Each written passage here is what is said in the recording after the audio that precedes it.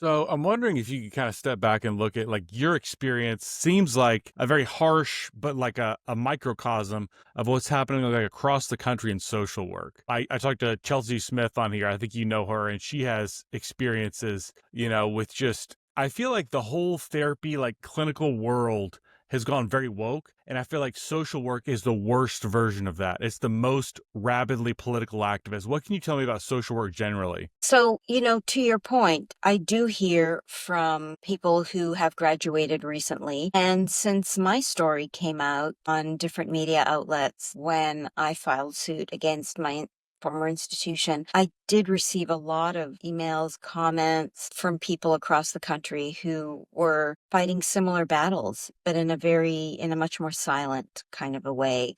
People really being torn down in their MSW programs, really being torn down. By torn down, I mean having to denounce the fact that they were white, never mind if they were a male who was white. Talking about a lot of women came forward, relayed some of their experiences to me. Just every now and again, I'll still continue to get more, some communication from people who have read my story and have, expressed what they've been going through. But yes, people very much being torn down in MSW programs. And it's like, who gives them the right to do that? And it is now in Canada too. It wasn't at the time, certainly when I was growing up. But yes, I have a very close friend of mine, a childhood friend whose daughter just graduated from a reputable school. And she faced much of the similar things that you and I are just talking about now, but adding to that, very much because she's Jewish and very much a lot of anti-Semitism. So may have changed now a little bit towards October 7th, but, and pro-Palestinian,